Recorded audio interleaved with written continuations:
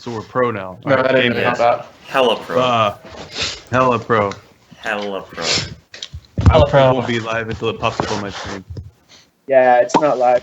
I just see Grumpy Cat, which is basically here it your goes. soul, your So we're pro now. your All spirit. right, I didn't game know is. that. Hella Hella pro. Hella. Oh, fucking commercials! Jesus, I hate that shit. Yeah, the ads are, they really are annoying. That's just like, it's so disruptive. I'm like, It's just the ads. The ads. You just gotta wait till it goes away, and then we'll be good. is this how you make money?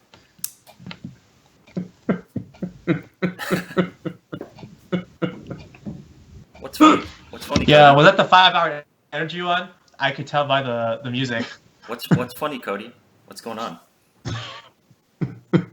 Yeah, I don't know what Cody's laughing at. Yeah, I don't know what he's laughing at either. Oh my god. What? What's funny? I mean,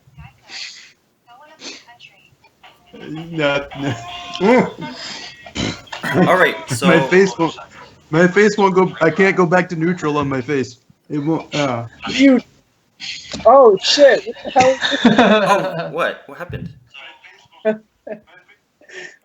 Oh my god, you bastard! I don't know what happened.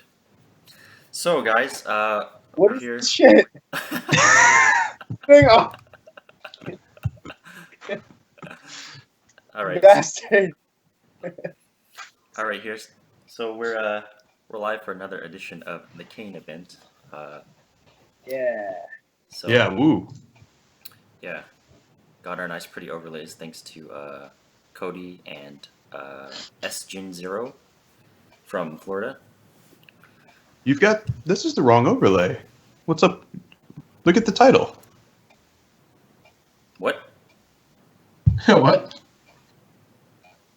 Are you looking at the screen? Oh, motherfucker. Are you looking at the? You're a scrub. You lily scrub. Well, it'll. I mean, I could fix it, but whatever. Let's just. Yeah, roll it's with not it. worth it. Let's It's just not roll worth with it. it. It's just my. It looks nice. Looks nice. We'll just. We'll just roll That's with a it. pretty slutty Lily right there. Yeah. man. I mean, you could have just said lily. Hey, dude, I Good didn't job. draw. Oh, I didn't it's draw true. it, so. You're right, Cody. That's redundant. Yeah. Right. Yeah, where's my character? How come Fang isn't on this screen? Oh, we've got your character. What? It's okay. Bear with us, everybody. Yeah. No, it's okay. We'll just roll with it for now. Wow. It was- So it was- now it was- I'm just a no. Bear with your host. Bear I with mean- your host. Fucked up. man. Anyone knows who you are, OFFINBED. It's alright. Yeah, Nobody knows who I am. we'll just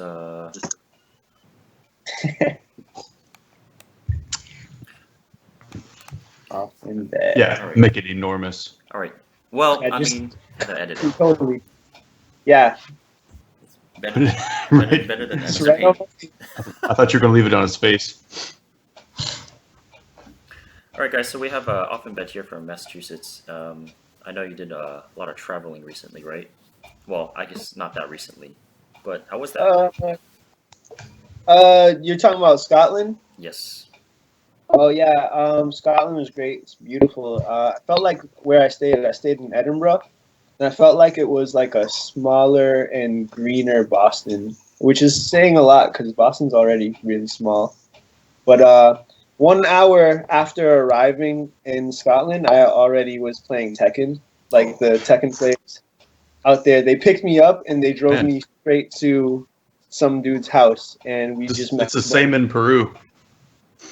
Wow. Yeah. When you go, as soon as you land, they're like, "You want food? No. Okay. You want to play games? Okay, fine." Yeah, it was pretty legit. The scene was pretty small, but I understood they're like really spread out, which seems to be like a problem for a lot of places. But yeah, it was like Scottish hospitality. They brought me Iron Brew, which is like a soda out there that I think it only exists in Scotland, but it's like more popular than Coke in Scotland. Really? Yeah, it's So kind of weird. how was this Iron Brew? I'm curious now. Was it as good as Pepsi? So I think I kind of don't like soda anymore. So it was kind of like Is that the reason why? they were. Well, I felt like it tasted like. Have you ever had Jamaican cream soda? yeah. But it was like banana cream soda. Ew. I don't know how to describe it. It wasn't bad. Okay, I don't Okay. regret drinking it. Yeah, that sounds kind of soft for Iron Brew. You know, banana. Yeah, right? Got banana brew going on I'm over sorry. here. No, just you know what? Don't even fuck what I said. Okay, just forget it. I don't want to get the Scottish people mad at me. Oh damn. No, I bet it tastes great. I was just a little curious. Well, when y'all go out there, they actually just had a tournament this weekend, didn't they? Yeah, hype spotting. Yeah, at the same time. So speaking of hype spotting, Rodolfo. Yes. One of the few changes that I noticed in the new console version is the nerf of quarter circle back 3 for Brian. How do you feel about that? Okay. Well, actually, I don't really use it that much. Like, not in the sense that I would never use it, but when I was at LCQ and Nationals, I was seeing myself not use it as much as I thought. So really, the way I play Brian at the moment is not necessarily impacted. But it's always nice. I mean, you know, when you hit a counter hit quarter circle back 3 in the old versions, that was great. Must be nice. But if that's really the only change, I mean, I'm all for it. Sure, nerf him some more, Namco. He's still gonna be SS tier. You know, I'm just saying. they could hold you to that. So we'll see. I honestly don't feel like. I mean, okay, it definitely is a nerf, but I think he still gets a nice chunk of damage after. Yeah. I mean, Mod Kick is still a counter hit launcher unless proven otherwise. So, oh wow, quarter circle back 3 counter hit, no launch. Oh my heart, it totally hurts. Oh, back 1 +3 on block, counter hit launch, elbow. Oh, my heart hurts. You know, like 4-3, 0 on hit, 0 on block, counter hit launch. Oh, wow, low soccer kick being nerfed. It hurts so much. You know, it is impactful, but honestly, that's only one thing. That's like Xiao Yu getting nerfed, and all they did was make like 4-4-2-1 not natural, but AOP 2-1 is still. Like, oh wow, you know, great nerf, didn't hit Great Drive, so I'm not really upset as much as I thought I would be. I'm not upset, really. The other thing is, I feel like if you get hit by counter hit quarter circle back 3, you probably deserve to get hit by it. Like I don't get hit by that often. Like Because you got Fang and you're constantly walking backwards with back 3+4, or you're in the air. Yeah, and up forward 2, you know, it goes to the left, so it's gonna dodge low soccer kick anyways. Please, I don't want to hear you talk about Fang. Actually, You don't want to hear logic? Can you just not go there with me today? Just once. What? Okay. Fang is off the table for the entire chat. We gotta get through like 2 hours with no Fang discussion. No Fang I'm discussion. tired of all the hatred. There was no hatred. I was stating the fact. That's why you're not You getting hate hit him. by You it. hate him, Cody. I know you do. Yo, Fang is so OP. His back 1 and his down forward 1 doing the ass flop stun, and his while standing 4 doing the ass flop stun. Oh, it does? That's the nice.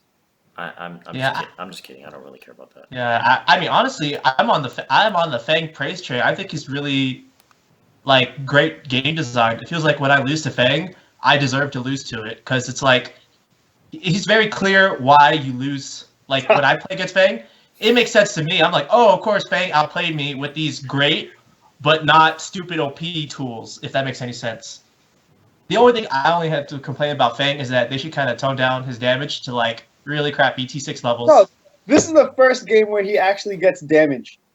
Yeah, but Yeah. he doesn't need damage. He does everything. He can do whatever he wants. You didn't play 5 or Tag 2, apparently. You know, Neither of you. He's the best. He's the greatest. Fang's really good. His solo damage is pretty bad. That's all. Yeah, Kinda. To be honest, that's fair. I mean, he did do really shitty. You're a dick. Fang. What? I said you're a dick. For what? Because you're gonna say bad things about Fang. What? Yeah, Fang's a great character. It's really. Well, I was gonna say Character should be more like Fang and less like Xiao Yu. Put it that way. I was just gonna say he did pretty shitty damage in previous Tekkens. So, I think his damage is fine in this game. Yeah, great.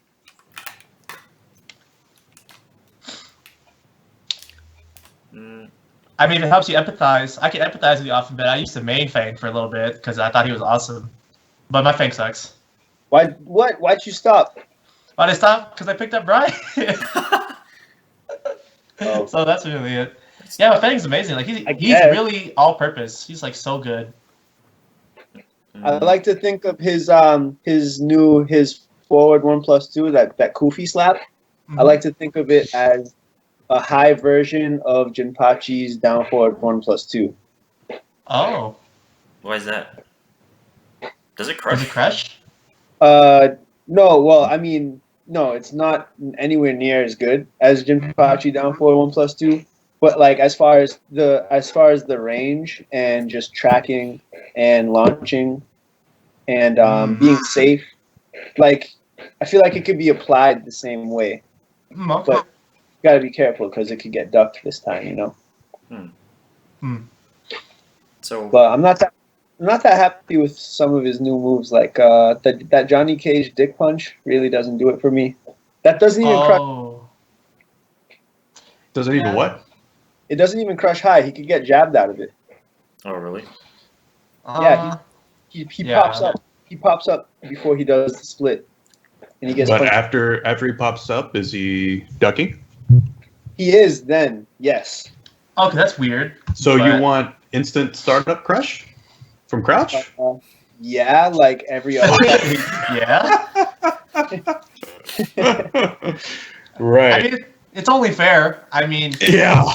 You know, Brian, he's got that Asuka, that kick from everybody her has string, a full crouch. that one Asuka string, full crouch down forward for, and it's a counter hit launcher, and it's a full high crouch. Counter. Everyone else is a regular hit.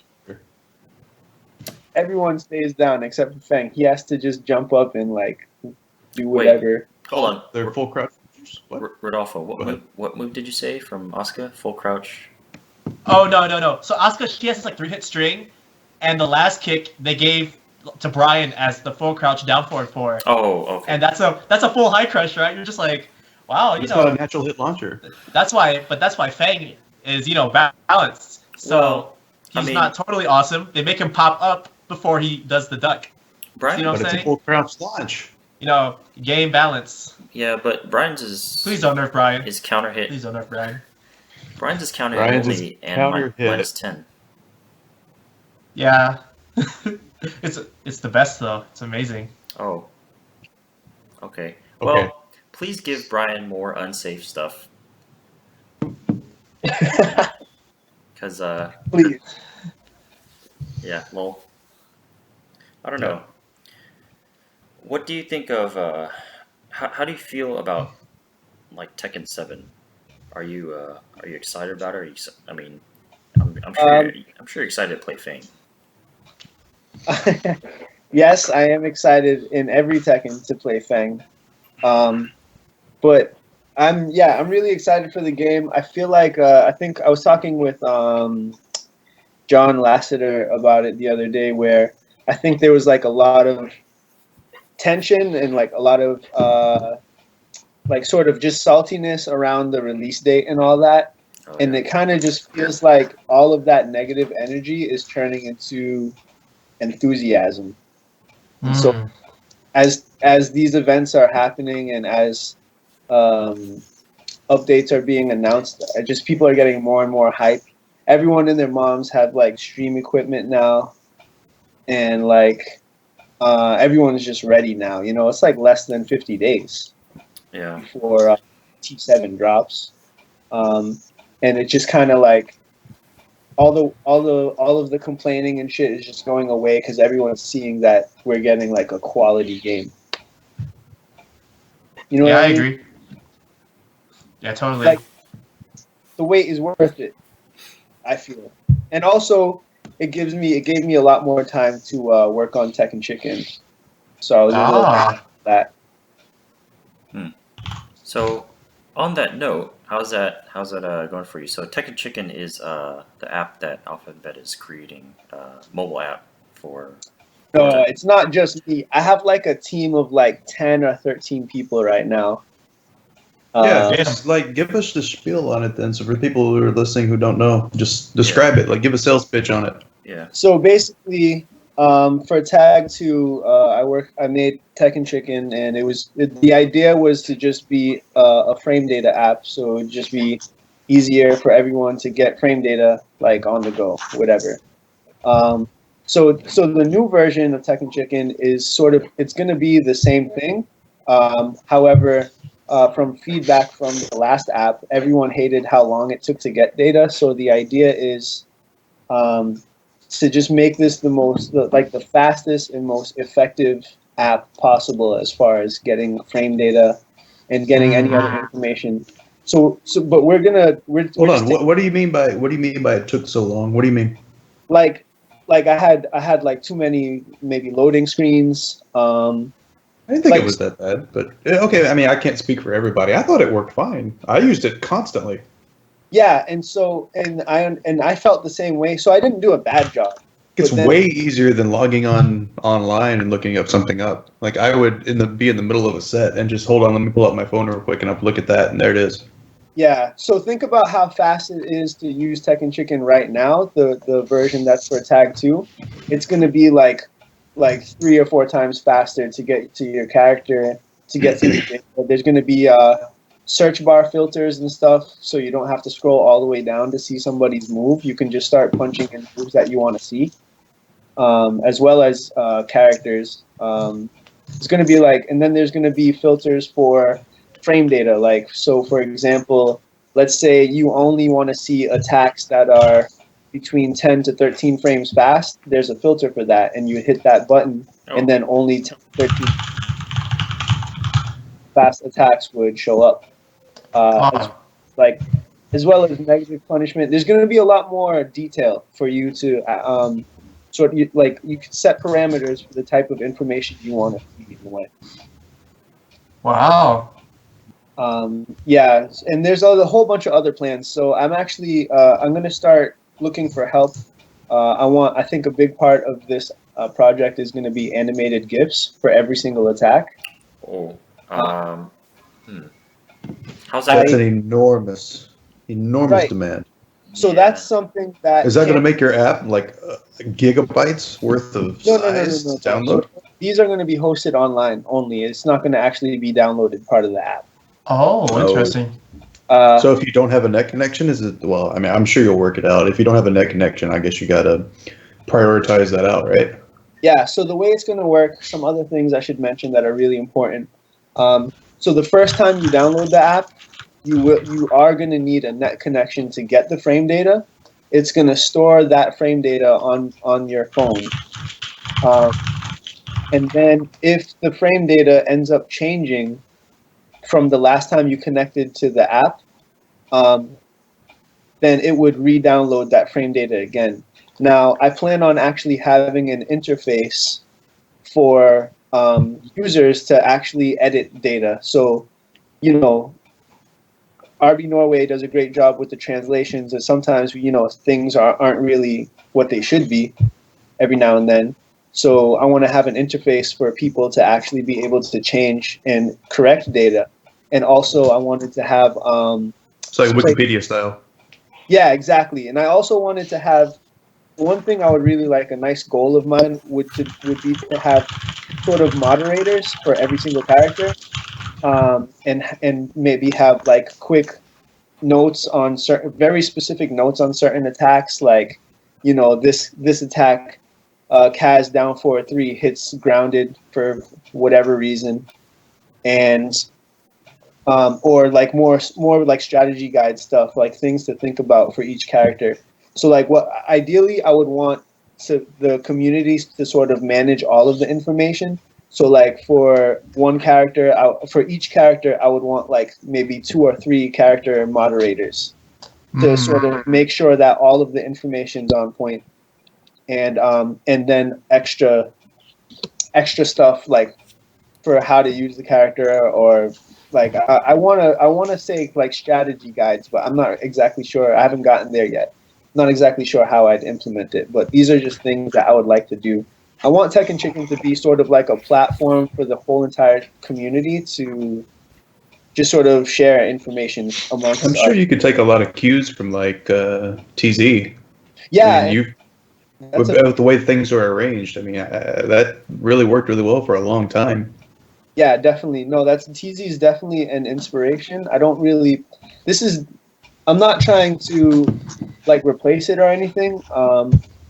But I want it to be more about like the information itself, not so much discussion. Yeah, right. But I meant like the way that it's arranged as far as having the basic strategy. This is how you use this character. This is how you might use it in a particular kind of matchup kind of thing. Here's how you might adapt with this character kind of stuff. Yeah, definitely. All that stuff. The characters that had good moderators in TZ, that would always be on there. Yeah, and that's what I got the idea from. I'm planning on cherry picking every single moderator for the characters. And so if anybody's interested, actually, like, just hit me up. I'm gonna be like friends first. You know, if I can't find somebody for a specific character, then I'll ask friends of friends, because Okay. I want it to be people that I trust and people that just the community trusts in general. You know. Are you gonna have one single moderator for each character, or how's that gonna work? No, I definitely plan on having like 2 or 3 per character. Oh, I see. Interesting. That and obviously they have to be like cool with each other. You can't have people yelling. Can't have people with that disagree with each other a lot. Is there going to be like a place for like user feedback? You said people can edit it, but is it going to be just moderator editable, or is it user editable? So I think I'm going to leave the editing up to the moderators, and then maybe another level for just purely fixing frame data, but like that would be more of a general moderator. You know what I mean? Not like very character specific. Okay. I feel like there should be a way that the community can sort of like just like let me and the team know like what information is wrong, or like what you could. Are you just going to have like a submit button where you could send like comments in? I mean, have it dump to a box somewhere. Yeah, I can definitely do that. One thing I want to give a shout out to is my artist. I've got Arcane. He did the app logo, and I think he's going to be doing like social media banners and stuff. Is that the one? Where it's the chicken doing? Yeah. Show. You can't see anything on your screen, man. All you see is a bright light. Don't worry about it. Yeah, it's just a bright light. I don't know if that's a good idea to show it on Skype like that. Or, oh, you were joking. Rip joke. Anyway, yeah, it's like the Kazuya chicken. The theme of the new Tekken chicken is sort of going to have the same color scheme and the same like dark undertone as T7 already, how they're branding right now. So it's like Kazuya standing, and it's like he's got the red eye and his like chicken fist or something, or another, his chicken fingers. I don't know how to describe it. It looks chicken fingers. His chicken tenders. Man. Burger King chicken fingers. And who else? There's Ron. Ron is doing Scrubzilla. He's doing a lot of character art for the. Oh, Yeah, I really? saw it. I saw him. He was doing some of it live on Facebook. Yeah, isn't that sick? Like, It looked pretty yeah, cool. he's really talented, and it's Like I'll say at first, I was watching it, and I was like, that doesn't look. But then he would add the color to it. I was like, oh, that's pretty tight. Once Yeah. that color added to it, yeah, it brought it a new layer out of it. That was pretty nice. Yeah, and I have this other guy who's doing UX, Ray, who's really making sure it looks like a really nice polished app. I tried showing KANE like the other day, yesterday actually. You're showing him what? I showed him the progress of the app so far, and then his feedback was it looks hella in early development. It's in the alpha stages. Which I mean, it is. I have a long way to go. I didn't mean any Speed offense by that, by the way. No. It is in early development. You were not wrong at all. Okay. SpeedKicks is doing the whole database, and then I've got other developers that have nothing to do with tech and on it as well. That I somehow convinced to work on it. Somehow. Cool. That's pretty cool, though. Yeah, man. So when can we expect this out, roughly? Is it going to be out by release date? I really want it to be released the same day as T7. Then you probably got a lot of shit to do real quick, right? Yes. Well, so I haven't even seen it, so I'm not even judging. But from what you're saying, you got a long way to go in a really short amount of time. there's so I actually have faith we can pull it off. There's going to be MVP, which stands for minimum viable product. And that's just going to be like mostly just the frame data. And I think by then there should be like moderators and stuff available, but there's going to be an MVP, like a thing that's going to be like, this is Tekken Chicken at its minimum. Like this is what it's supposed to do. And then we're going to have updates in other phases where we really flesh things out. And I think user feedback is going to be really important after the initial release. I actually have a group for beta testers.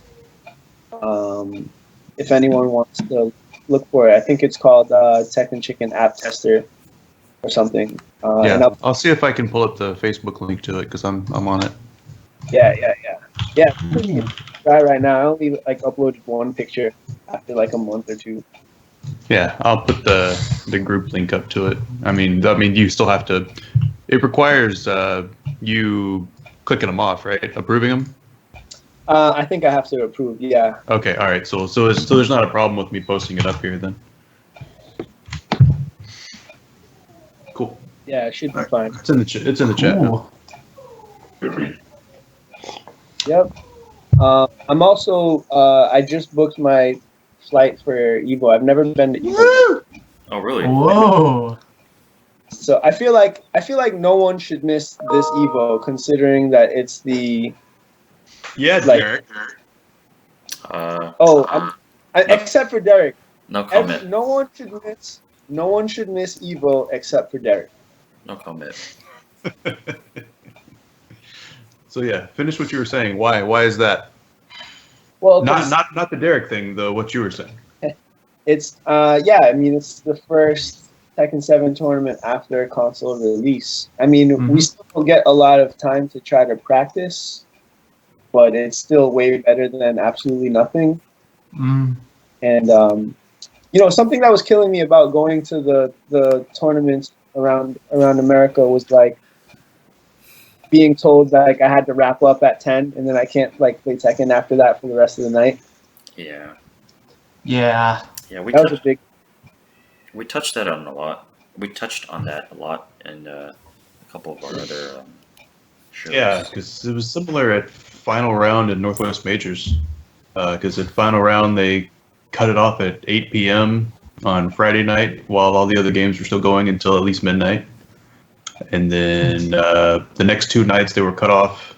Well, as soon as they got into top 8 for on Saturday night, they cut it off, and then Sunday they cut it off as soon as top 8 began. and then that was it. So like 5 p.m. it was cut off. Yeah, Good times. And then Northwest Majors was they didn't get it up until they didn't open the venue until like late in the evening on Friday, and then Saturday was a full 1-day tournament, and then nothing on Sunday. Yeah, that's super trash. I'm so glad I didn't fly out to that. Agreed. Yeah, no more of that. Like my favorite thing about going to tournaments was like whose run is like popping right now. Who's got all the going? Who's money matching? Who's crushing beers? Like just trying to find where to go to get your games in, inviting people into your room for games. Like that's standard tournament fare, and you can't do that when you don't have console. Yeah, it really sucks. Like you could bring console now to shit, but it's like you're gonna go back to your hotel and play tag 2 after. Right. Or tag 2 solo, which is the worst shit ever. Yeah. Did Nick's camera freeze? Looks frozen. Oh, he's back. Oh, Camera Still moving freeze a little and bit. just a little bit of lag. All right, you're good. You're back. Yeah. You're back. Yeah, as Limit is pointing out here, I've said it before here, there's a Salty Suite, or whatever you want to call it, at CEO, so everybody's going to CEO should go to that. It's going to be hosted by King Ray, and we're going to have as many setups as Florida can bring, and yeah, it's going to be good. When is CEO? It's the second or third weekend. It's I'm just making sure I got the exact dates. 16th through the 18th of June. So it's the first major immediately after the release. I feel weird about CEO just because of that whole like final round thing. Oh, because the whole Jabali versus final round. Yeah. Oh, Yeah. What Yeah. I don't really want to get in the politics of it on that. Yeah. I mean, you can. I don't care. I bet for me personally, it's difficult to get into the politics of it because I got problems with both of them. So. Oh damn! Someone give me the TLDR of it. All I know, I don't know shit to be honest, but all I know is that like final round that one year where they had like 1,000 people for Street Fighter and they just weren't ready for it or something. Jabali was like, "Man, final round sucks. Everyone should go to CEO because it's way better." Yeah, they've outgrown their venue for like the last 5 years. It's been too big for the final round's been too big for the venue for like 5 years now. And this year they corrected it. They got a very large venue at the convention center in Atlanta, and so it was really good. It was kind of dull in there as far as like scenery or whatever. But I mean, what you went there for was provided for, and that was really good. But last year, final round was very, very, very overcrowded. And like the air conditioning didn't feel like it was working half the time. People were extremely late for lots of different pools and stuff because they couldn't hear because there were 1 million people in there. It's just completely overcrowded. And there were some comments that were made between the two parties and people that took sides on both. And yeah, it just got awkward. Like as a player, it doesn't really affect you. It's for people who take up loyalties to certain TOs, then I can understand why people would have issue with it. Yeah, that's true. Maybe just get over it. It's still unfortunate when you have a big event and it doesn't end up going your way. Yeah, like Summer Jam. Oh, lol. Oh damn. Yeah. I'm never letting that shit go. That was so stupid. Oh damn. Anyway. There was no follow up with that, huh? No, not a fucking thing. Yep. Anyway, that's been discussed like 11 times. So. Yeah. I was gonna ask, Kane, you went to Northwest Majors, right? No, actually, I've never been to any of the Northwest Majors.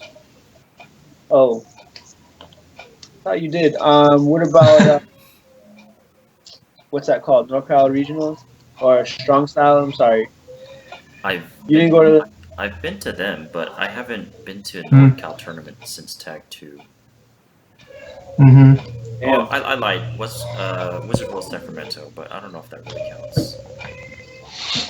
Yeah, what's the deal with Wizard World anyway? Like, is it more than just Tekken there? Yeah, it's like it's kind of like an anime expo thing going on, except it's for like comics, like DC, Marvel, and other. You can do whatever you want. You know, people like to do cosplay and purchase memorabilia, like, and you get to meet professionals of the field, like comic book actors, like in the movies, or the people that draw or write the scripts and whatnot, people that work in the industry. And then, like, the kicker is that they have like a gaming section, and they have like it's basically an advertisement for the games themselves, but obviously they're hosting a tour so that it's like a double whammy. People that want to play the game can play it, and it gets them more excited for it. But also, since they're getting stream time, it's supposed to generate hype. So it's supposed to be a win-win for everybody. Okay, cool. Are they gonna have some a bunch some of the games though would get for better or worse, like they would only stream like one pool for like Tekken. They would stream always pool C, whoever was in it. They would stream like pool B of Street Fighter or whatever, and then in between that they'd play like party games that nobody's ever going to spend any money on, but might be a little entertaining for the crowd to watch. Mm-hmm. Yeah, it's usually. Are they? Go ahead. I was gonna ask, like, is Wizard? I feel like Wizard World just came out of nowhere, like this year or something. That's how I've never. It was never a thing for me until T7 came out. Oh yeah, I didn't know about it, but the tour definitely got in my eyes because we're basically functioned as like a semi-poker tour, and we got to see a lot of players come out and show up, especially players that are more well known. Like Anakin won a couple of those, so did Speed Kicks won like 2 or 3, and so, a lot of top players would come out just because it would be in the area. It's not, and since they were all around the U.S., it was really like accessible. It was accessible. You could have like a baby tournament, and most people just went to play the game. Yeah, I think so. But another thing to consider. Oh, sorry, Kane. You have something? No, go ahead. Okay. One more thing about Wizard World. I guess they added the gaming section. So once the people that aren't gaming related are kind of bored, they had like a big seating section, and they would just watch people compete, even if they didn't know anything about the games. It was kind of like another way to make more value for those cosplay goers and comic book goers. They're like, wow, they have like a competition going on. Let's see what's happening. Like a boxing match, even if no one knows no one knows how to box. They want to watch a boxing match. It's kind of like that.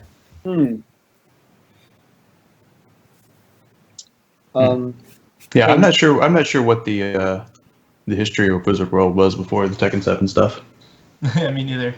It might have been. It might have been plenty. I mean, they might have a longer history, but I haven't heard of it. Oh my God! Ooh, let's turn the lights. It's getting dark in here. Yeah. Don't pick up the microphone when you're without warning, there, buddy. It looked like he tried to up 4.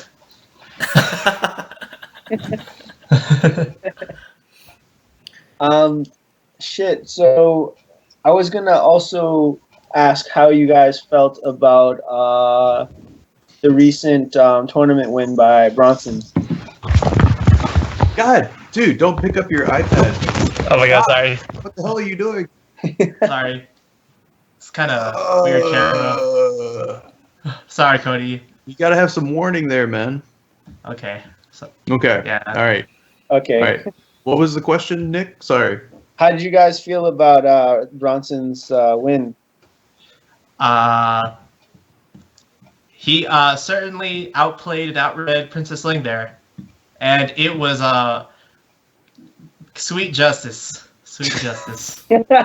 All those Xiao Yu players. Sweet justice.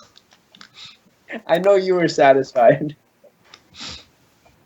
Another thing I liked, and I mean, like, you could kind of confuse like the old school, hype building, or cockiness and rivalries with new school. But Bronson, he really let it out on that stage. He was just like, Princess Ling, he's like a pro gamer now, and I got a job. And he lost. Oh And yeah. then I was like, oh, what does that mean? Ouch, you know. Oh I thought it was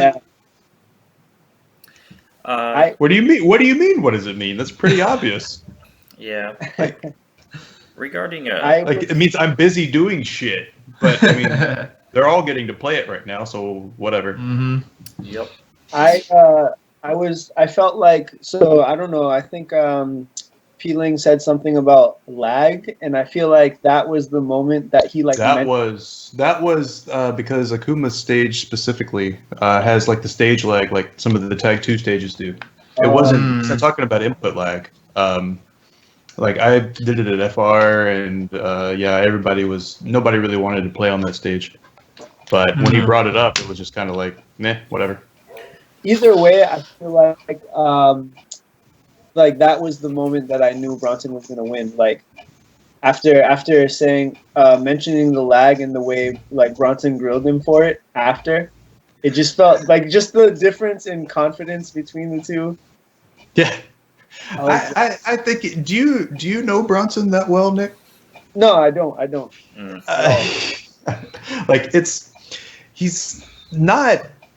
I don't know. I don't want to ruin the lore behind it, but like all the shit talk or whatever, it's not meant to be taken that seriously. I know that much. That much. I know like that. He really is just having like taking the piss out of it and having fun, man. He's yeah. No, I understood that. Yeah. I mean, but a lot of people don't. A lot of people are, because it made fucking not that this matters in the big realm of things, but Kotaku put up a fucking stupid, retarded article about it. But I mean, like, so it reached beyond just our little circle of Tekken players, and they made like 12 paragraphs long fucking article. It's like, wow. And then they went through like the play-by-play of it or whatever. It's like, you guys don't even know what the fuck you're talking about. Do you guys feel like we should be taking it easy with trash talk for the sake of esports? It depends. I think it depends on the venue, actually. This, I don't think that this was was this really like an esports kind of sanctioned thing? I don't think so. I mean, NCR is it's getting more esports or whatever, but I mean, it's still like the grassroots kind of tournament thing, right? Well, if you guys go ahead. If you guys think about it, like fighting games are pretty new to the whole esports thing. Trash talk. I mean, it's like what Bronson did was. I mean, it was funny to us because we know Bronson, but like to the outside community, especially people who don't play fighting games or know these players are going to be like, wow, look at the FGC, they're so toxic, blah, blah, blah, blah. But if you take a look at like other games like League of Legends, for example, they're on stage, they're, people are like behaved, I guess. Sorta. I mean, you don't see like cursing and like fucking cops on stage and shit. At League of Legends. I think, but for if you were to, since we're talking specifically about Bronson, if you were to put Bronson on freaking TBS, knowing he's going to be on TV, he's not going to yell the kind of shit he was yelling at NCR. Right, but I mean, it's still like an introduction. It's like people who want to sponsor like the fighting game community. They're gonna look at these tournaments on streams and be like, do I really want to sponsor these guys? Like, do I want kids to see this kind of talk? Yeah. Well, I think there's a considerable difference still between, because I mean there was crap in the Street Fighter community before, and Street Fighter got picked up. I mean, I know Tekken is still working to get to that level, but I don't right now. I mean, could this compared to some like pop off crap you'd see in Marvel is nothing. Yeah, like, it's pretty soft. Yeah, this is just Bronson with his high-pitched voice, just saying random stuff. It's nothing compared to getting up and yelling at people's faces and screaming like "fuck you, you ain't shit, I'll fuck your girl" kind of shit. That's the shit that happened in Marvel, and Marvel is fucking enormous. It's not Street Fighter because people know Street Fighter better than they know Marvel around the world. Well, but where's Marvel now? Oh, they getting a game. We'll see what PCI does. True. I was gonna say that, actually, now that you bring up League of Legends, Kane, I used to watch a lot of the pro streams, and actually, although it's a little softer than probably Marvel, they actually did a lot of trash talk. So, in a way, there's like two ways to look at it. Of course, people want to look behaved and responsible and adult-like for the sponsors, but there's also that kind of like, FGC calls it the WWE factor, but that's present in other esports as well. It's just like, it's more controlled, for a better way to say it. Like, people will actually cuss sometimes too, but like, and there's been a lot of exposés and scandals in a lot of different esports. I don't want to go over all of them, so it's not like we're even that much different per se. The FGC is. I just think, obviously with that article on Kotaku, there is that kind of new school, new gen, millennial softness and sensitivity. Because, Kane, JT, right? Mm-hmm. Basically, it boils down to this. So in Japan, they trash talk each other lightly, but all the time. Like, when I was at EVO and I was playing Take, nobody was like, "Oh, you lose to Mesher. And Take was just like, he was just like getting a little Come on, dude. They were calling him bad. That is like super different than what Bronson did.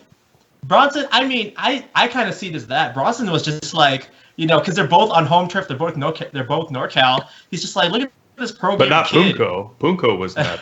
Yeah. Hey man, Again, he's then got Punko, home field advantage. Punko asks for that shit when he gets on Evo stage and rips his shirt off in front of everybody. Yeah, So- I mean, he only did that because that guy was asking for it. The guy that first took his shirt off. So he was just, owning up to the challenge. So I'm sure Punko, he's a kind of a gambler type. So I think as far as the seedy shadiness of the FGC, Punko's used to it. So is Bronson.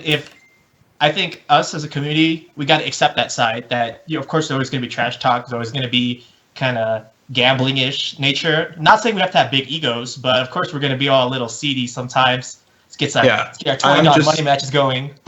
I'm just gonna keep adhering to. I think it depends on your venue. Like I think people like Bronson, like you said, he has a job. He knows how to work as a professional. I think he would be professional if you like Bronson. Stop being a dick. And he would say okay. He would say okay. He would, yeah, and he'd be fine with it. Mm-hmm. And so, and like Street Fighter had a bunch of shit talking stuff going on too.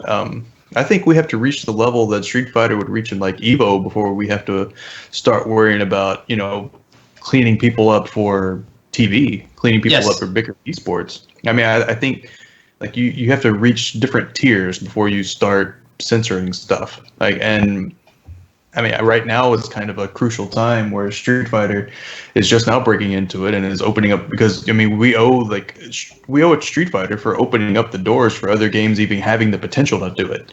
Mm-hmm. But still, like when you're a little fledgling tournament that's got our majors after a year have 40 people in them. Yeah. There's a quote that goes like. Dress for the job you want, not for the job that you have. I understand that too. I feel like it's kind of like that. Yeah, I feel like it's kind of like that, where just because Tekken's not big right now doesn't mean that it won't be big. And yeah, true, but still, like this, there's also the any exposure is good exposure. Even bad press is good press. Like right now, like would that article even have made it to Kotaku? Again, as little credence as I give to what Kotaku means, like would it have even made it if Bronson would have kept quiet and just beat everybody's ass and been like, okay, bye? No, probably not. So yeah, there's some help with exposure. Let me bring up the point that Z has written in the chat. He says, I think it would have been received better if it looked had it looked like Peeling was also enjoying it, but instead he looked very uncomfortable. Giving him the middle finger, this and that. That is. I'm sorry. That's actually kind of like old school mind games where you want to make the person uncomfortable, so they won't be able to concentrate in the match. So that's. Yeah. Yeah, I feel like that's part of the mind game. Well, if that's the case, don't ever film anything in Atlanta. Ever. Yeah. I mean, I kind of agree with what Kane's saying. You know, to be honest, Princess Ling, the way Bronson was acting between him and me, and when we do casuals, it's like no different. So much trash talk, a lot of like carefree, not meant to like I'm gonna kill you, Salt. But it was just like oh you're bad, this kid's trash, and it's not meant to get in your head. But Z was saying he looked shook, and if he was shook, that's kind of a surprise to me, to be honest. I thought he would have been, especially because he gets a lot of hate for being a Xiaoyu player after winning a lot. You think he would be used to it? And also his ego might make him used to it too, but it's another thing. Yeah, but man. yeah, I think this one-off thing, I don't think it's nearly as bad as people are making it out to be. I don't think this is something you're going to see from Bronson or any other players constantly going forward. What? Z and Limit were saying like we're kind of asking, should players be allowed a mic? Yeah, that was weird. Yeah, the mic going out to the crowd was kind of weird. Yeah, that was super weird. I don't think No. I don't think that should have happened. I mean, like I Yeah, said, if he was just talking to the stream for the production, that's kind of different. But yeah, when he goes out to the crowd, that's kind of. yeah. I mean, like I said, it was kind of funny to us because we know Bronson, but I don't. In a tournament situation, I still don't think that should have happened. I'm gonna come out of left field and say I would love for on stage, especially grand finals, we get mics on both players, and we just get like the whispers, the mutterings, the salt. They don't have to like. I'd prefer if it was head-to-head setup like NCR actually, and we're just hearing like the loud buttons and the. I think that was kind of cool to me. Maybe you're right. As a FGC player, it's more understandable. Just want to hear people cry. Yeah, that's awesome. Okay, I don't agree with that because what are we here for? Yeah. What are we here for? We're here for the tournament. We're here for the gameplay. We're not here for Yeah. it's not. Yeah. It's because you don't want to see the gameplay like brought down on purpose. Yeah. Yes, I suppose so. Why are you going to Evo? You're seeing like the best, game, pretty much the best gameplay in the world. You're not here for like to hear people like Right. run shit. Yeah. I don't agree that it should be the same going forward. I honestly don't think so, but I don't think that this one-off thing was that big of a deal.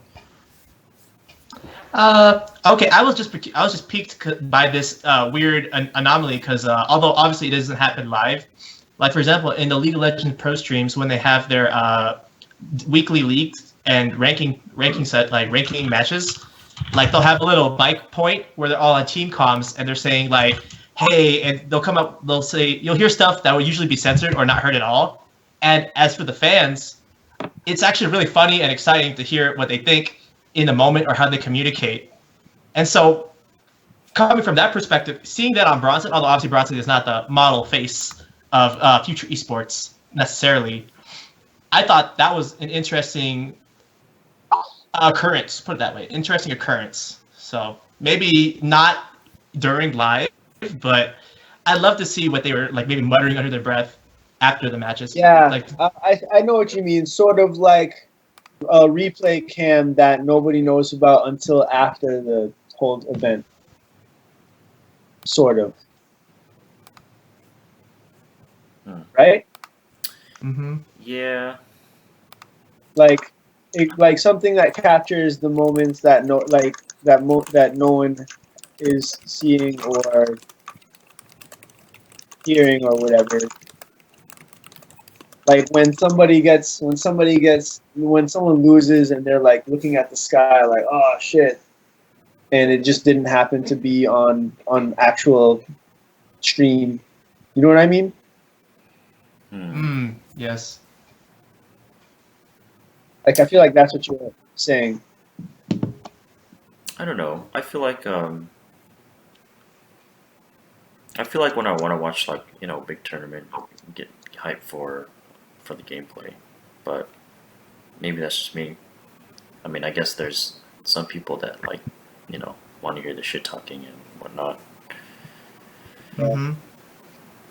Yeah, and I just kind of feel like I feel like, I don't know, maybe I don't understand the size of the Tekken community, but I feel like it's small in the sense that, okay, it's more true like during Tag 2, but it was so small. It's so small that trash talk would make the scene like worse, as opposed to like Street Fighter has so much drama that everybody knows about. Mm-hmm. I don't know a damn thing about Street Fighter, but I know who they are, and it's just big enough to sort of make those kinds of waves. Does that make sense? Somewhat, yes. Like Street Fighter, their scene is too big to fail, kind of. I agree with that part especially because like, look at how shitty Street Fighter V was on release. Super shitty game, but they're still doing big. They're still doing well. That's true. Yeah, Mm. yeah, it's just too big to fail. Like they can have all the drama and all the trash talk and all of the worst things ever happen, and Mm-hmm. it's still going to get all the hype.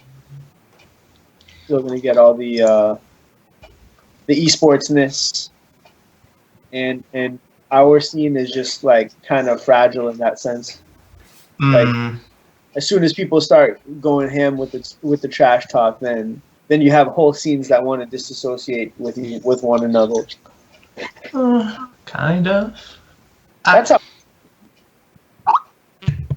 it's like so tight knit. I see. So Nick, is there like You're breaking up a little. is there like trash talk in your scene much? Like yes. Well, first of all, the Boston scene, for the most part, we all like love the shit out of each other. And it's like I can't really take real problems. I can't see it getting too out of hand. But then there are some people who are actually in this stream chat who knows that I think they're absolute trash, and and I'm not gonna say who, but it's like certain people just rub me the wrong way as far as like how they communicate with one another.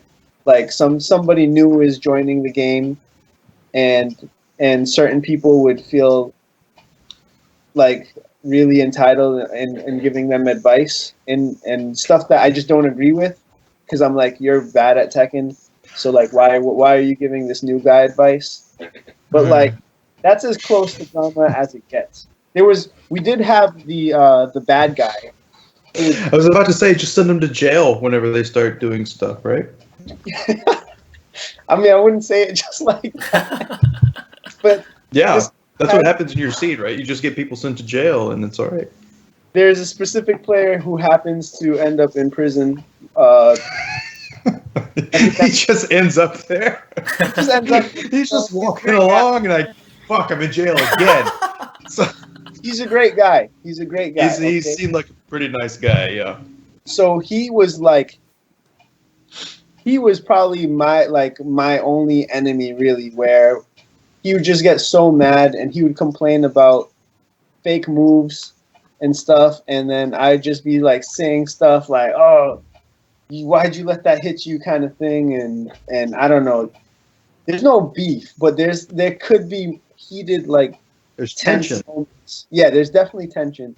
We have some of the funniest freaking videos on YouTube though, like of people getting mad at each other or this. Or last time I watched you guys stream, I had to turn it off because of the guy that you had doing commentary. Just so you know. Yeah, it gets. Oh, yeah, Bob. Yeah. Yeah, I had to turn it off. It went beyond muting. Like I couldn't look at it anymore. I just had to kill it. He talks a lot about booty eating, like a lot. Oh man. He doesn't talk about it. he doesn't talk about it as in like person or ever, but as soon as the stream's on, that needs to be the subject, like immediately. I wasn't even referring to that. I was talking still on Tekken, but all right. Okay.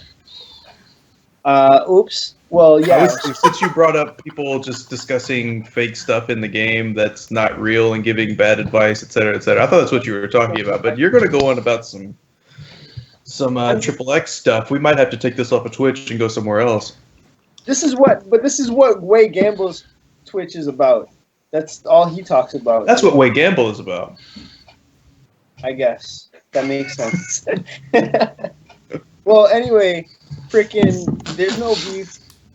We do have like heated moments, but for the most part, we're all trying to get better. We actually have this whole thing prepared for T7. Like, everyone has like maybe 3 assigned characters, like, so that we don't want to have a problem where it's like, I don't know how to fight this character, and that's why I lost in this tournament. We don't want to have any of those issues. We have like an Excel spreadsheet. I want to talk about that because I was thinking about that recently too, because we did the same thing when we did it for Soul Calibur 5 when it's come out. We did the same thing for Tag 2, and like nobody stuck to that shit because half the people fell out anyway. Like I would wait until that's out before you start assigning people to it, because that is not going to stick. I promise you. Well, so I think we're gonna actually. I feel confident in my scene in sticking to it. We also gonna have we're gonna have a punishment jar as well. So if you miss punishment, you have to throw $1 into the jar. $1. Wait. If you just do the wrong one, or if you don't do anything. So if you completely. Or is there tiers? Oh, okay. There probably should be tiers, but maybe later on. But like, we're thinking of starting off with, if you do something that's launch punishable, and then somebody jabs it, fine. They don't have to throw anything in the jar. But if I do like Fang 434 and you don't do anything, like you gotta throw $1 into the jar. Like $1. That's hefty. Yeah, $1. You're gonna kind of a lot. Yeah. You might want to not include everybody on that, especially if you're trying to get people to play everyone's on that. Everyone is on that. This is how we're gonna grow as a scene. We have to be militant. We will have. So where does this money go? Well, so that's the other thing. So there's gonna be a punishment jar, and then we'll only be allowed like $10. So if you miss like 11 punishments, you're only going to throw $10 in there for the night. We're going to have at a casual session. You will lose $10. Exactly. Oh. So anyway, this is the best part. So we're going to have a monthly tournament where all of the money from in the punishment jars is going to be the prize. So it is going into your pocket. It's not going into my pockets. It is going into your pocket. This is all just, this whole thing I organized is so I can make some money off of that. Damn, Ponzi scheme. See, you noticed that he said the whole thing that I organized, right? Right. I organized it because I figured I put so much time into this game. I need to start making money. So, so I'm just. You haven't found a way to monetize chicken yet, so you gotta pull it out of your locals. Man, you guys are gonna have players that are gonna lose $10 in the first match. Well, no. To be fair, I have competition out here, like still, and Nelson's gonna come back. Gangsta of Love. He's making the comeback for T7 now that he has characters again. And Kurai Ryu, I feel like those 3 are going to be going toe-to-toe with me a lot on T7. Think Filthy Frank is going to step it up? You know, Frank, like, he's way too nice. That's what I was about to say. Like, you can see his personality in the way that he plays. He literally feels bad after he wins. So he's Josie. Yeah, much. Seriously, he'll just do, like, he'll do, like, 2 Paul Demomans in a row, and then just be like, he'll look at me, and the match isn't even over. He just, like, looks at me after to make sure I'm okay after that. Damn, that sounds a little cocky. You know, that's some No. real life fighting time. No, if you look, No. he looks like a little like sad person, like the puppy eyes. Like, I'm sorry, I just did 2 double. And then I'm pretty sure, in a way, he sort of throws his matches like when he starts doing too well. Like he's gotta just he needs to be angry or something. Or I don't know what. Damn. I don't know. I tend to actually play my best when I'm a little pissed off. Yeah, that's how Nelson is. Nelson, we like when he gets embarrassed or he feels like he. Yeah, usually when he feels embarrassed, then he just turns up and he's like way better. He's like at a level of skill that is you can't even comprehend. He just reaches it for that moment of embarrassment, just destroys you, and everything's okay again. Like I have to be very like not emotional. Like, you know how Anakin does that super dead face where he's just like no emotion at all while he plays. I have to be more like that. I can't. I think my emotions like make really bad. Who's got a party going on in the background? Definitely not me. All right, is that Kane's place? No, Okay. I'm alone. Might Is be there me. You want me to mic warning? You want me to move somewhere away from a window? It's not Oh, open, but it might be going through the walls. I don't know. It's drowning out other people. Yeah, a little bit. Yeah, because Nick was talking and then it went away, and we started hearing party time. Oh, that's interesting. Sounds Let me. good. Is it gone? Might be me. Oh, it's gone now. Yeah, it's Okay. gone now. Whew. That's weird. Yeah, that's kind of weird. Anyway. Yeah, I think that I've had this conversation with our beautiful person we were already talking about, Bronson, before, that you can see people's personalities in the way that they play. Oh yeah. I think Wah, I mean, sometimes you see him turn up a little bit on the way that he talks, but you don't ever really see him getting that, physically hype or excited or yelling or talking hella loud or anything. And that's keeps him probably pretty contained when he's actually playing the game. And for me, like when I kind of the same thing you're talking about with Nelson, like whenever like I see myself doing something stupid, it makes me focus a little better, a lot better actually.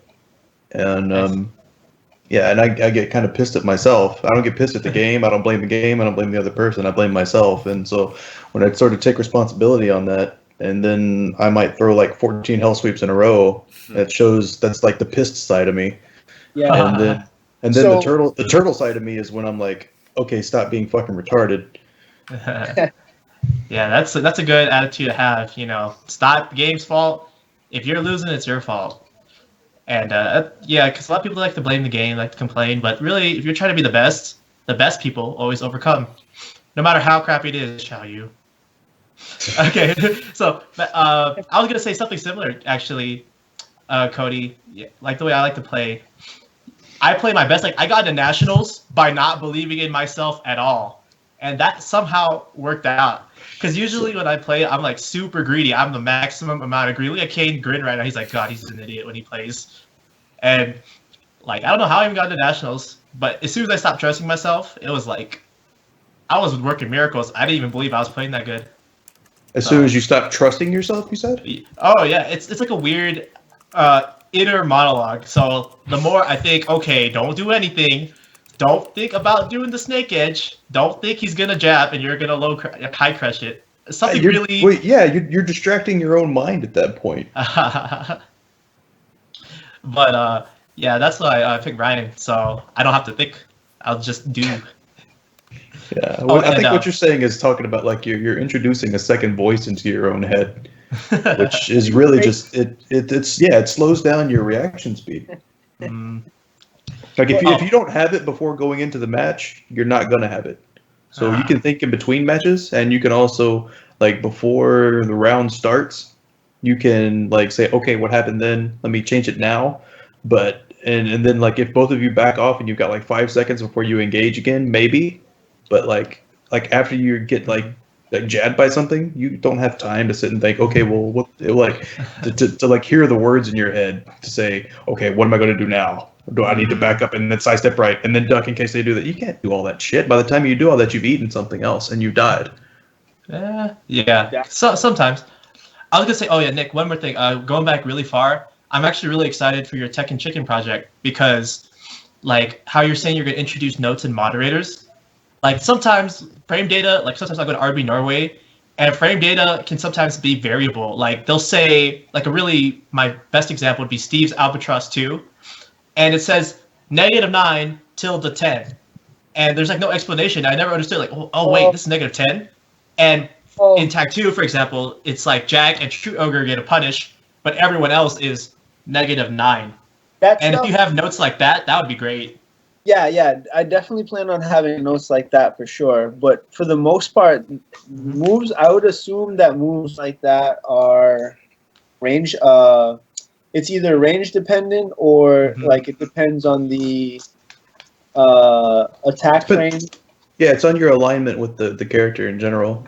Yeah, it's the positioning of the two characters, whether it's distance or alignment, like in and out of the screen, like if you're to their right or their left.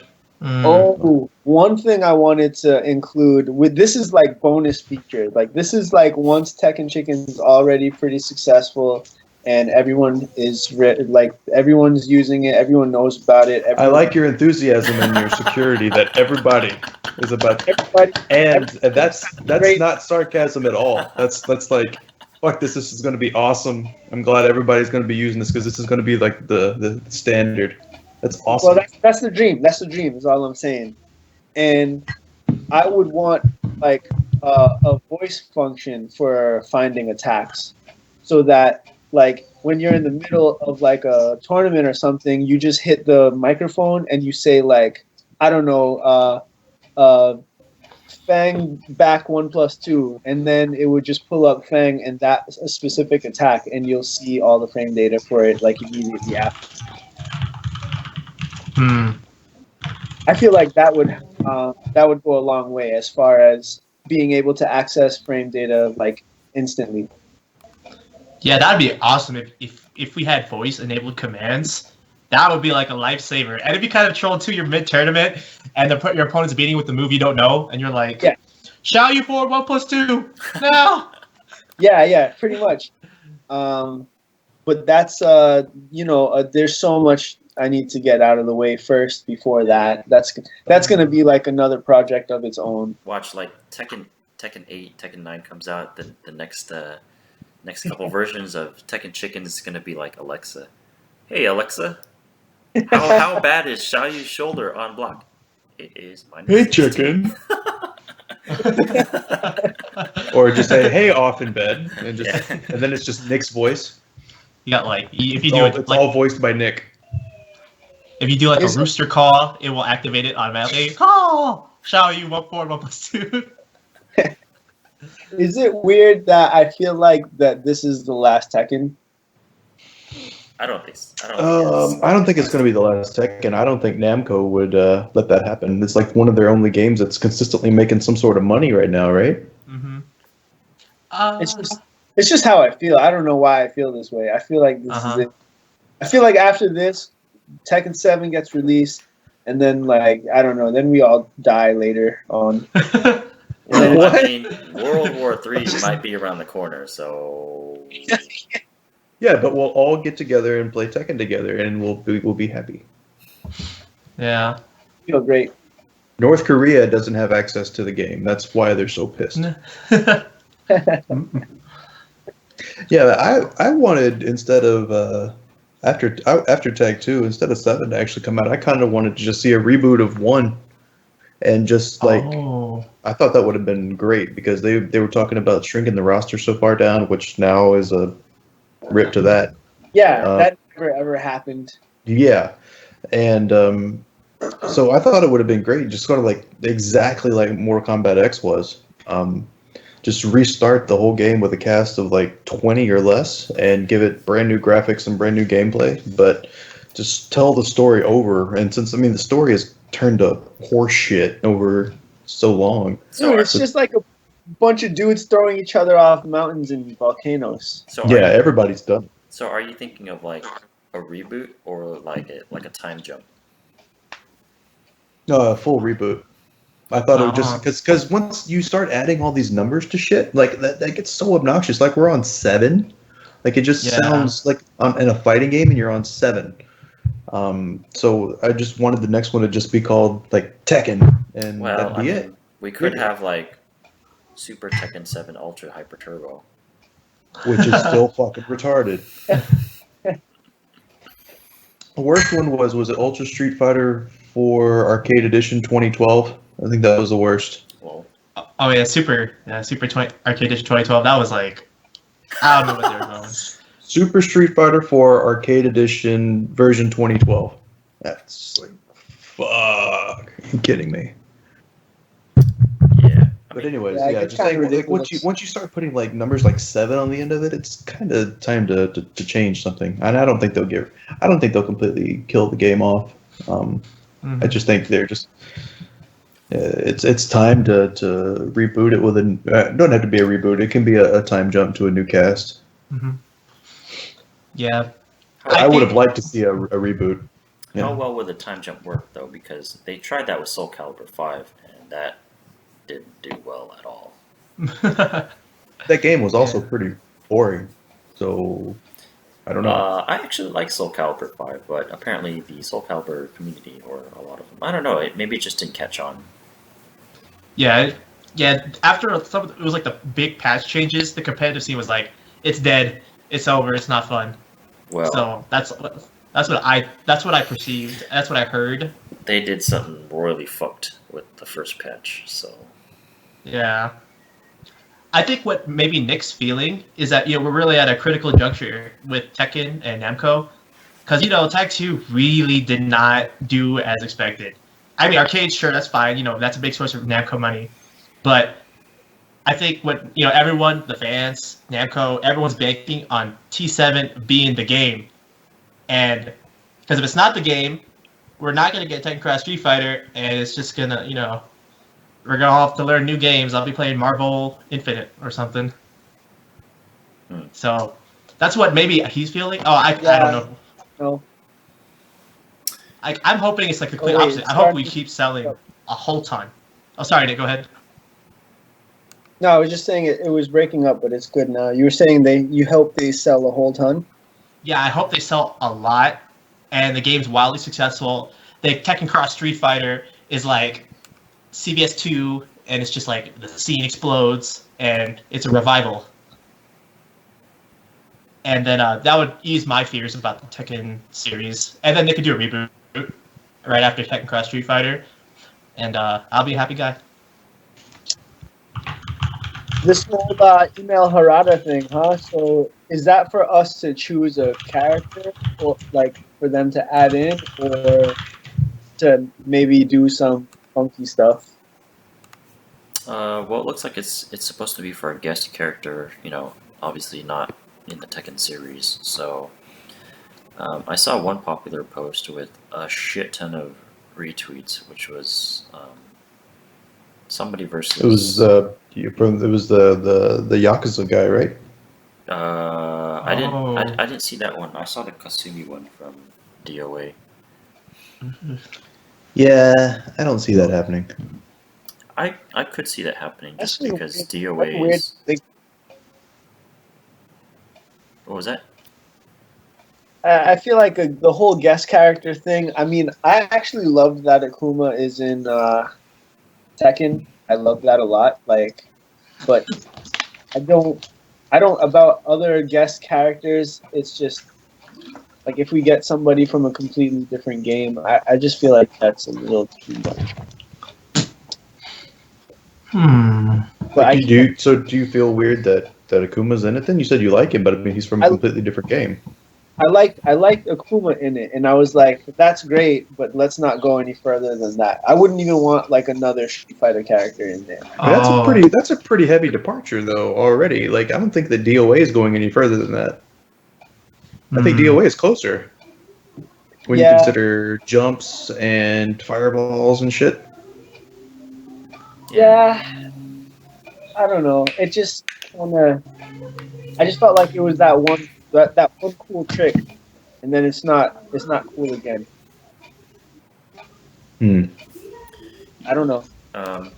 I don't think I've mentioned this on the stream before, but I have mentioned it elsewhere. Like, I think Tekken needs more collaborations because there's a lot of games these days that are doing a lot of like collabs that are pretty cool, and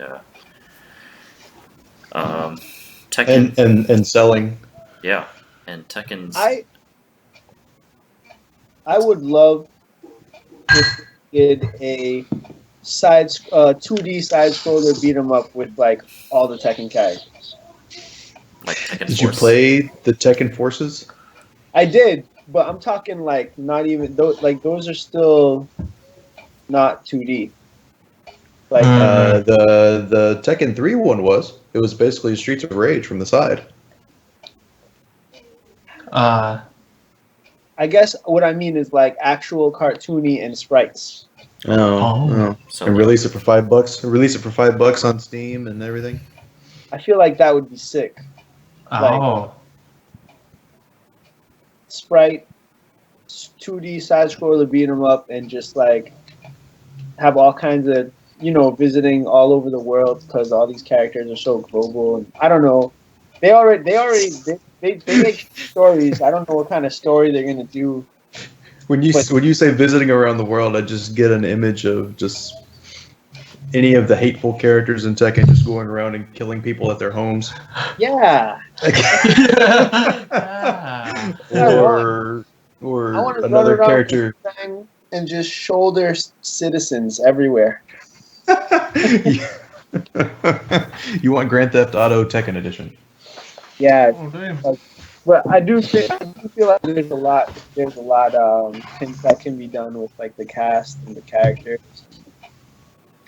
So you're saying expand the game beyond straight fighting and just use the franchise and the lore behind it to make it a different kind of game? Oh yeah, like a spin-off. That'd be kind of cool.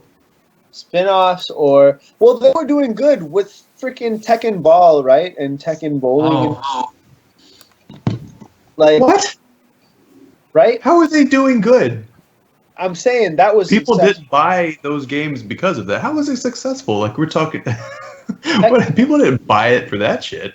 Tekken Ball was hype as hell. That was a family game. We have you could make it like DOA Extreme Volleyball. I mean, that's And not a family game. That's basically the equivalent, is what you're saying. Like you took it to a completely different genre, and that sold because of boobs. I mean, we don't need boobs in Tekken. I'm just saying. Jin would say otherwise. a random funny note is I actually looked at the sales of DOA 5 recently, like how much it's actually sold, and it's pretty shitty. They've sold less than 100,000 units, at least in North America, which is like super Ouch. bad. Yeah, ouches. Tag 2 sold in like the 450K or something like that. That's not terrible. Well, So- they were hoping for 1 million because that's what they hit with 6, right? Was it? Yeah, I think they hit over 1 million with 6. What's crazy? And then this time they included Snoop Dogg, so I mean they figured at least like 11 million, right? What if he ends up being the guest character for P7? Oh my God! Oh, that was because there's been Def Jam. Oh no! Oh shit! Did you just uncover the potential? That would be suicide for Namco. That would be fucking suicide. To include Def Jam, Vendetta, or Fight for New York, kind of fighting for fucking Snoop Dogg as a guest character in something. I love Snoop, but I just have anyone taken the time to listen to that song on that stage? Oh, it's bad. It's so bad. I think one in like every 100 Tekken players I encounter actually likes the song, and they like it. Like they like it, and Fist like that's when he went through his whole Snoop Lion phase. yeah. Snoop or Lyle. That didn't last very long when he released the album, and it sold like terribly. And he's like, "Oh shit, time to go back to money." So, yeah. Yeah. So I'm no longer, because he was saying he was the reincarnation of Bob Marley, Oh. Yeah. which is just like, wait. How do you get reincarnated by somebody who was alive when you were born? Like, you're a fucking idiot, but whatever. Awkward. Yeah. Just a little awkward. Yeah. And then he just happened to make a track for Tekken at like his worst moment. I mean, it was Yeah, he was on the interviews, and he was saying that he was playing Tekken. He remembered playing Tekken with his family back in the 80s. I've seen him talk about Tekken on Reddit. Oh, Really? Yeah, like there was an AMA or something like years ago, and then people are like, "So, what does Snoop Dogg like to do?" And he's like, "I like to smoke blunts and play Tekken." And then I was just like, oh shoot! I was like, "What?" And then In the 80s, is what he said. yeah, so he's one of those guys where it's like people are like, "Oh, I play Tekken," and it's like, "Who do you use?" And like, you know, the breakdance guy. Or Yeah, that's basically what he is. that's cool. We need more of that. Actually, That's a good endorsement. yeah, we need more of that for T7. Please, everyone. Yeah, buy I it. hope they gave him a lot of money. Lupe Fiasco going to the Street Fighter tournaments, man. It's not Yeah. fair. Yeah, right. And people like love his personality too. Yeah. And he's like even tweeting like, "Yo, don't talk to me during grand finals." That was actually legit funny. Yeah, that's really cool. No, he said he's like open to chatting with anyone who's there, but he's like, for grand finals, just chill. Like, I'm watching this shit. yeah. Yeah, that's cool. That's really cool. Yeah, celebrity presence would be a little cooler. Aren't there like wrestlers or something in ATL, like WWE dudes? Yeah. Oh yeah, the new gay, something like that. Yeah, the ones that get in that make porn and stuff too. And Oh. yeah, did you see that? No, I didn't actually. So we'll make a really quick dip into this, but one of the main ones, Xavier Woods, actually was recorded by another guy gangbanging some chick who's one of the divas. Oh snap! Oh. Yeah, and it was posted on Twitter. Oh. Yeah, and it was one of the guys that was at CEO. Yeah. Yeah, Xavier Woods. Yeah. Oh. Okay, wait. This is all connect now. Certain things are starting to make sense now. I didn't know about this until fucking Reflex was telling everybody last time he was here, and everybody was like, "Oh, that's cool. I guess that's kind of nasty, but all right, cool." And then we went on about playing, and he told us like 11 more times. It's like, okay, we get it. but I didn't hear about it until that, and then you go look it up, and it's like, oh, ew, okay, I don't want to watch that. No thanks. Yeah. I wasn't aware of most of that. Anyways, I think we should move on, but that's that's that. But yeah, there's the they're doing the Bullet Club thing, right? With yeah. I don't follow wrestling that much, but from talking to like Majin, I know the guy's name is like Kenny Omega. He's the white guy with the long ass hair. That's part of Bullet Club, whatever the hell that is in Japan, because they do like the Japanese wrestling stuff over there. So yeah, and then there's the customized items and stuff that I hope are going to be in the console version that have like Bullet Club shirts and stuff. And then like you can only buy the limited release actual shirts. Like Mark's got some of them from Japan that he says he's going to give away on Tekken Talk. Yeah, I'll be picking up like hella of those and the bandanas because you know who has that bandana on? My main character. How are you going to get a hold of that? Are you just going to?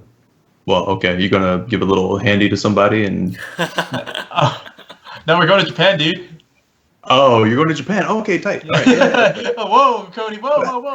I assumed the cheaper method, but okay. You always talk about how you're broke and poor and stuff, so you know. I want to go Evo Japan. Ooh. Are you asking if any of us are going? I'm thinking about it. I'm thinking about it too, but we talked about it last time. And if you want to go just because you want to be part of the tournament for its first time, I think we were saying that it was a good thing to do. But if you want to go as part of a vacation, it's probably not the best time to do it because Japan in wintertime is not a fun vacation. Oh, Yeah. that kind of changes things. Right. Like, it's probably going to be worse than Boston in the winter. That's crazy. Yeah. That is a crazy statement. Mm. Well, But then again, their public transportation is everything there, but it's a little bit better than Boston when it comes to that. But yeah, it's not going to be the most comfortable. But I'm still thinking about it. But I mean, but for me saying that, I mean, just like a 20% yes. what would determine the rest of those percentages? Like, what would make it like an 80% chance of going?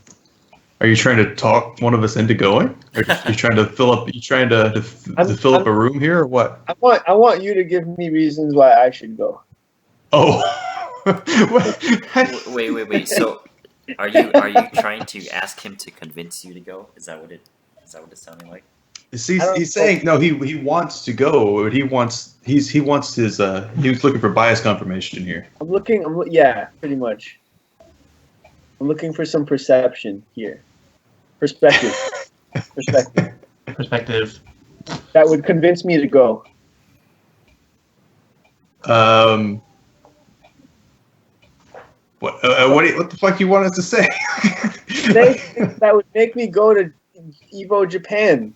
I can give you a million you said reasons not to go, but Okay. Dude, you're literally the most negative person I've ever met. Right? Yeah, I agree. I agree. I would hit you up if I need to be convinced of not to do anything bad for me.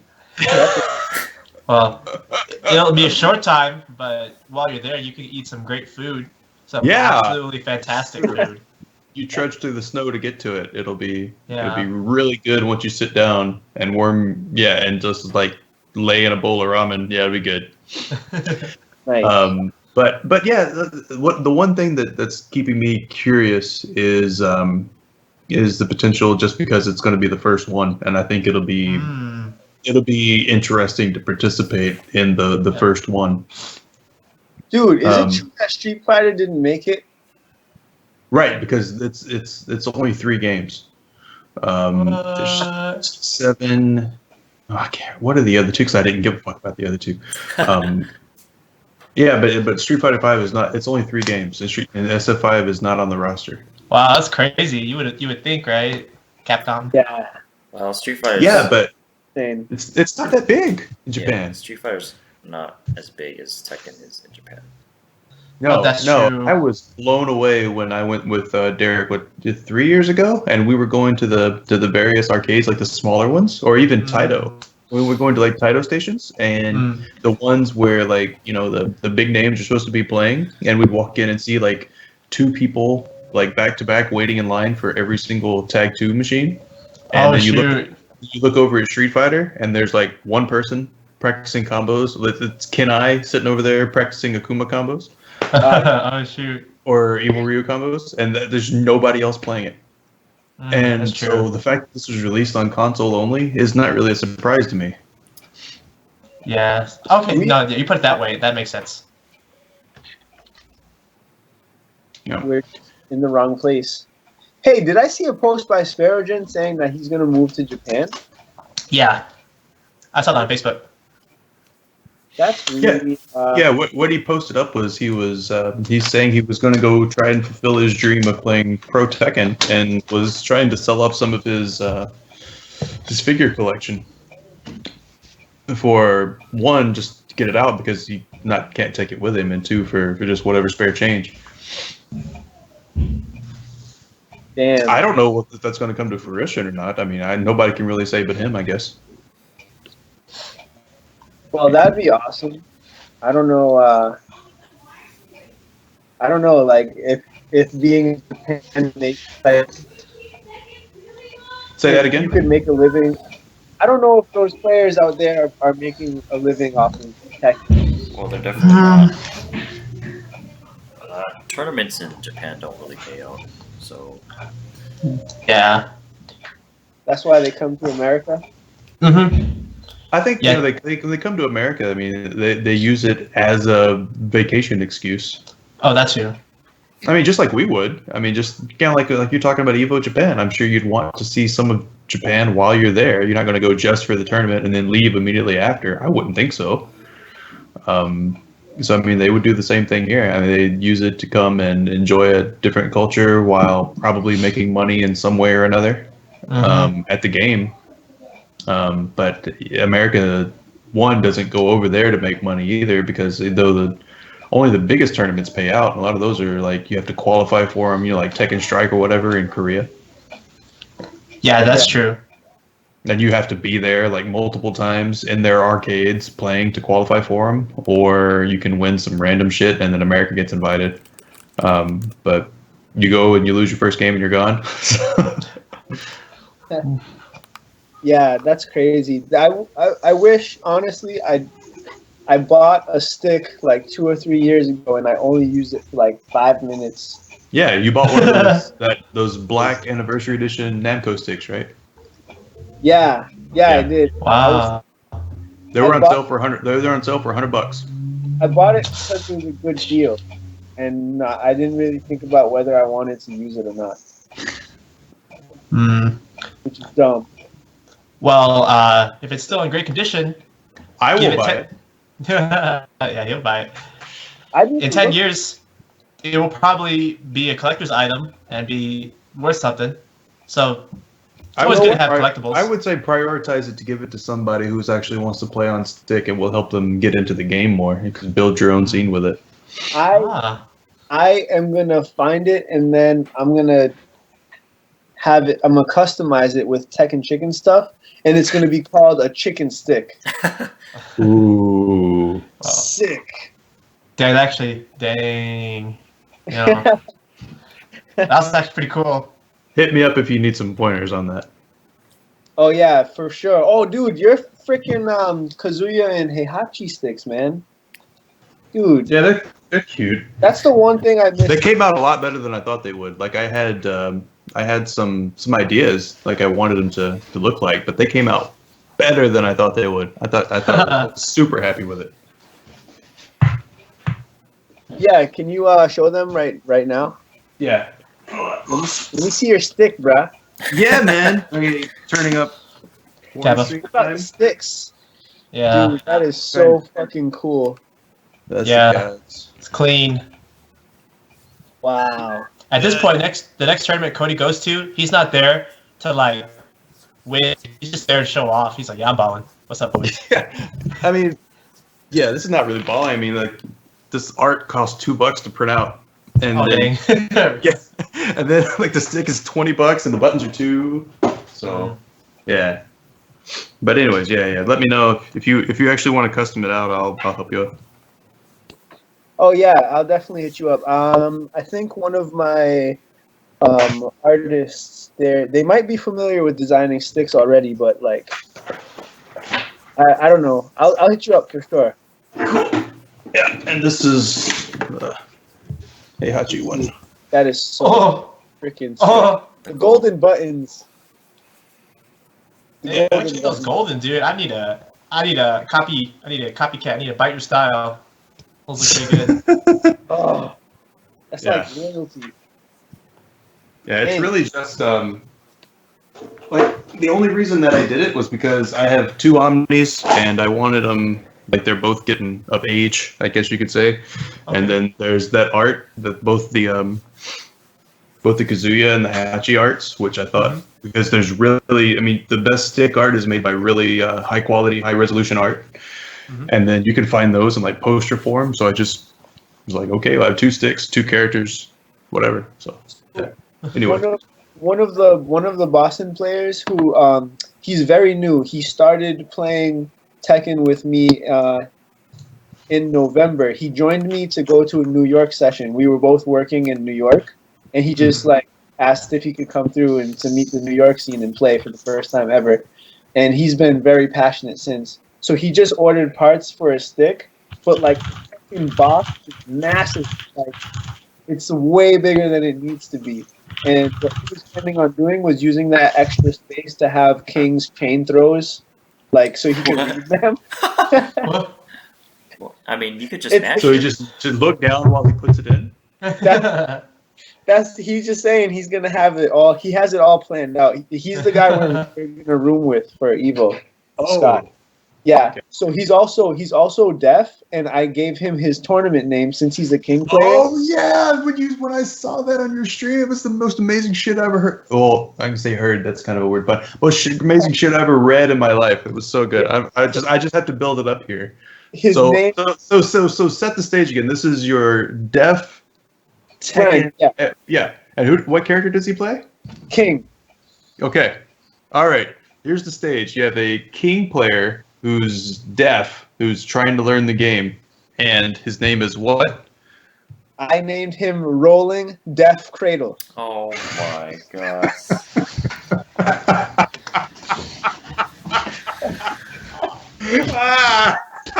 And he actually registered at Evo as that. Hey, he's officially Rolling Deaf Cradle.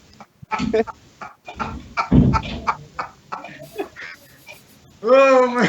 I'd forgotten about that. So that's the guy we're gonna room with at Evo, Cody.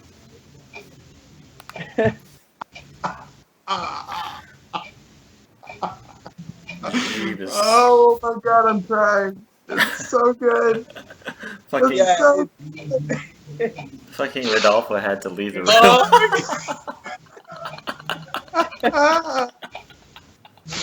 and that's like all he talks about too. Like I'll see him at work so good. before he started learning all of the inputs, like 1, 2, 3, and 4 and shit. He's like he memorized all of the move names. So he's like, I'm like walking into work and he's talking about special stretch bomb and muscle buster and all the rolling death cradle and all that shit. Like he's really into it. I'd forgotten. That's awesome. I get to meet man. the guy. And I get to meet the guy. That's awesome. Oh. I'm gonna mute my mic. Hold on, I can't stop laughing. Oh my goodness. I'm pretty proud. You know, feel extra clever. Okay, that's an awesome name. I had to take some time to process that. Is that what you went and did? I can't stop. I can't. You guys go ahead. Leave me alone. I got something. I'm gonna do something else for a minute. Continue without me. I'm done. Rip Cody. Okay, I dang. just tried to search for him on your Facebook just to see who it is, because I assume you're friends with him on there, right? Yeah. Okay, I actually typed his name as Scoot, so unless his name is Scoot, I gotta fix this. Definitely not Scoot. Okay. All right, I'm gonna see which guy looks deaf. He's How can you even tell? Yeah, I know that was the joke. so one idea Is he the Yoshi? No, he's his name is Scott Daniel Jones. Okay, cool. Got it. Okay, cool. But he's also been teaching us like FGC sign language. So like when somebody's salty, he'll do this thing. That means salt in sign language. And I don't know, he's probably going to show them stuff. But I don't know, he's really cool. And we were even joking around about having like for commentary like a fucking sign language person for deaf viewers. Like we're really just like going the whole way there, you know? It's pretty good. Cody needs a timeout.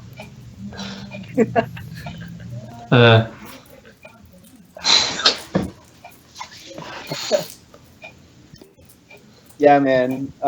Wait, where did Cody actually go? He's still here. He's just. Oh.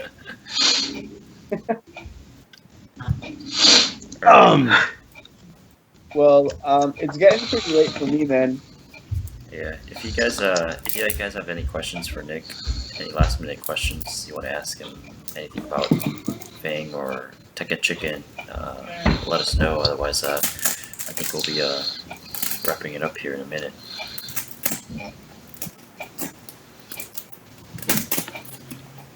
Anything? Yeah, it'll be a little bit of a delay. So. That's true. That's true.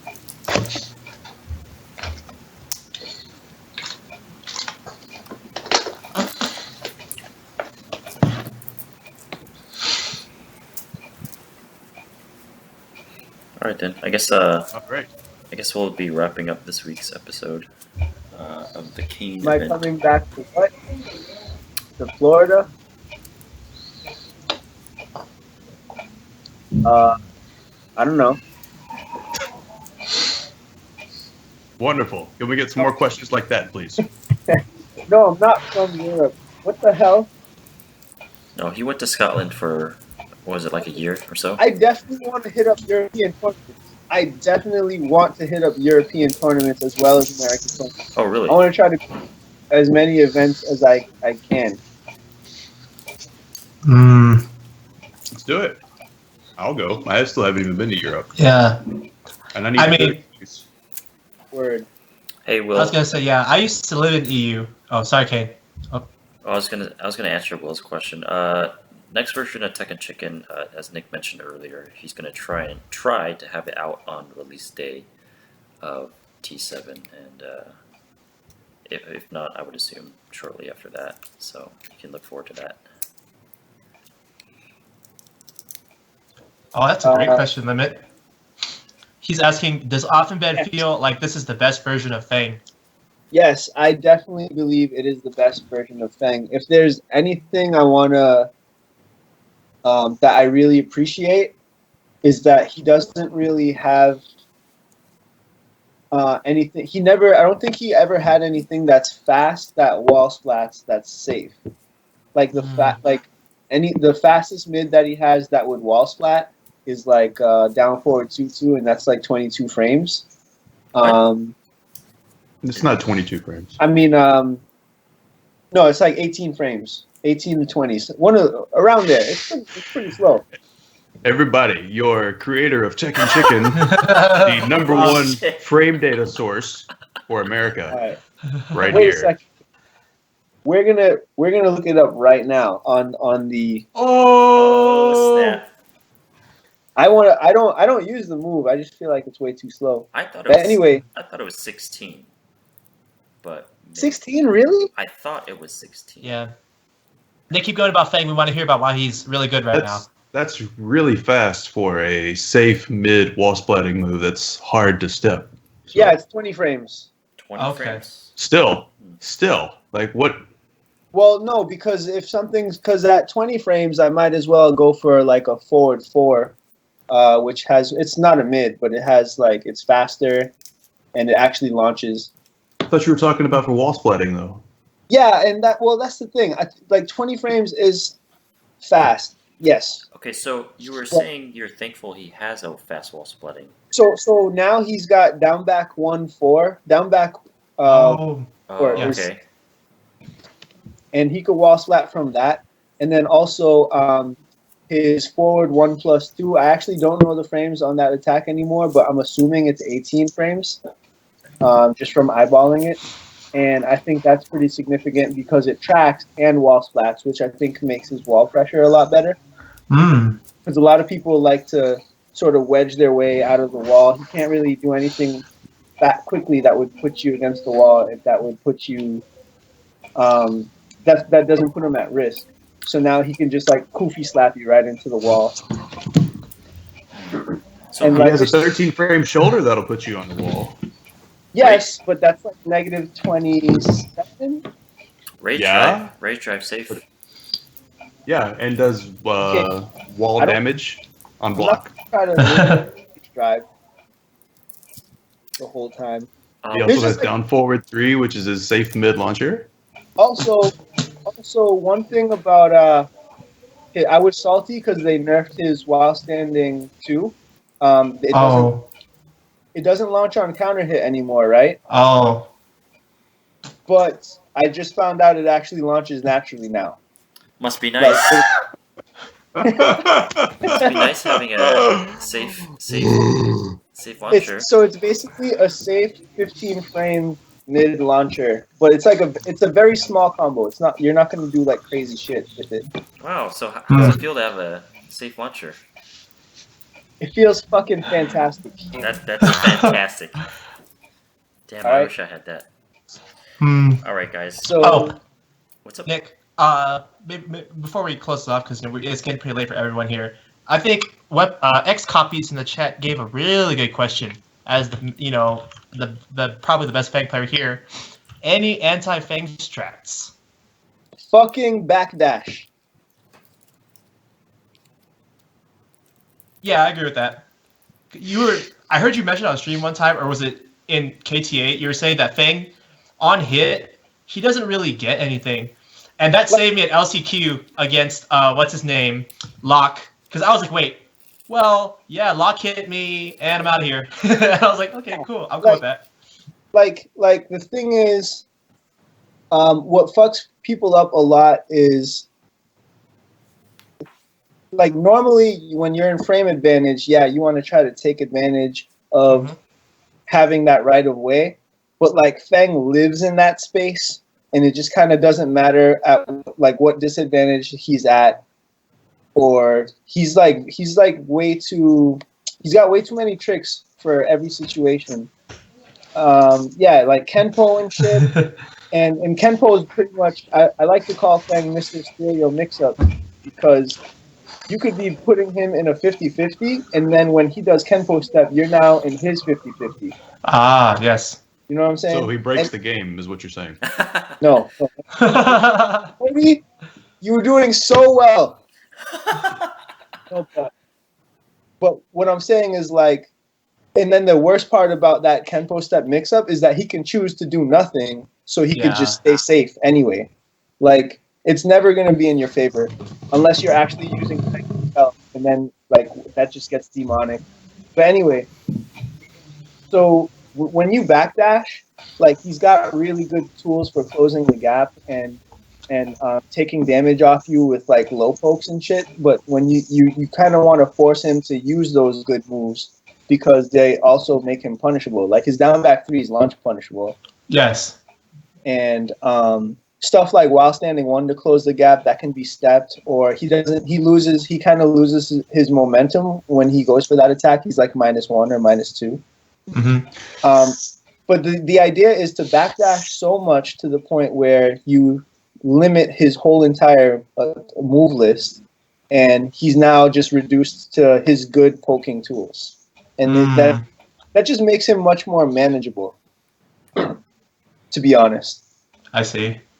You know, a lot of people just get fucked up going for all kinds of trappy things, or in most cases, like, usually it's a good idea to jab in certain situations, but like that's never a good idea against Fang, kind of thing, you know.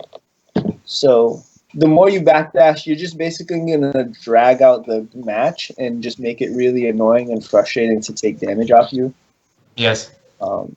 It's not to say that you won't avoid down back 3s. That move is godlike. You can't do down back 3. Yeah, that's really good. But yeah, I mean, that's what it is. He's really good for high level at that. Like, Mr. Adam is asking me if I'm going to be using Fang or Gigas. So I'm going to use Gigas for people that I can space better than. So. Oh, you like Gigas? I love Gigas, and one thing that I realized about Jinpachi was that he made fighting people like he was basically cruise control for like getting out of pools, where you know, when you fight people that don't space as well as you, and then you have a character that can punish really hard and also cover all the space that you've missed from that. Like, I can't count how many times someone would do like a 1-2 jab and I whiff punish with down forward 3-2 for like 48 damage. You know? Oh yeah. So shit like that, I'm not going to be able to do with Feng. Like, there's a big difference between like jab punishing somebody for a hop kick and then back 1-2 into a wall splat. Like, you know.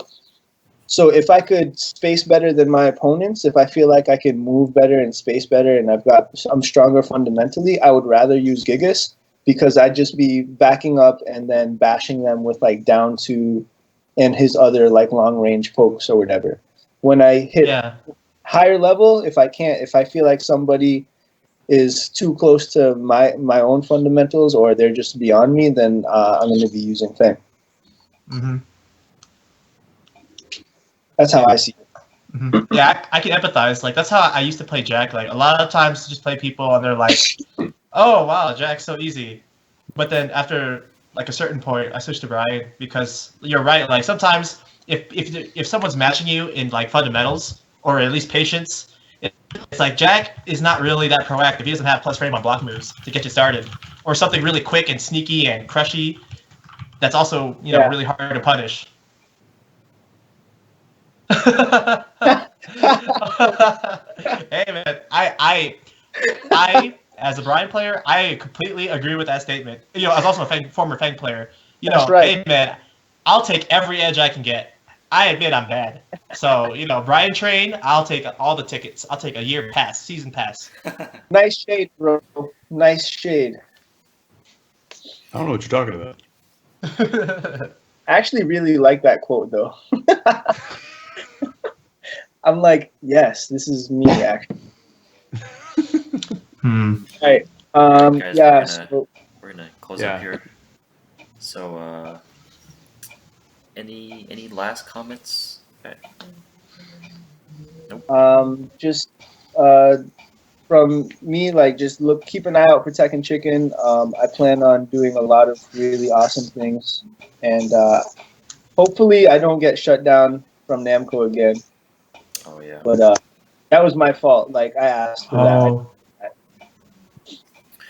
All right, guys. Well, so what do you? What happened? Sorry. So some third-party branding person that Namco hired, like some other company was hired by Namco to make sure that the App Store is like doesn't have anything fishy in it. So they messaged me and all they asked me was to change the name and at least put in parentheses like unofficial or something. Oh. And I was like, oh yeah, I'll do that. And then I was like, fuck that guy. And then I forgot about it. And then it fell off your radar. 2 months later, somebody messages me like, hey, I got a new phone and Tekken Chicken's not in the Play Store. And then I remembered that moment where I ignored that dude's request. And I was like, no, he did it. Okay. All right. Cool. I just making sure I knew what you were talking about. Okay. All right, everybody. Thanks for watching. All right, guys. Thanks for having me. Next week, I think we'll have on, I think it's Gandito. So, yeah, just tune in next week, and then we'll see ya. All right, see ya. Later.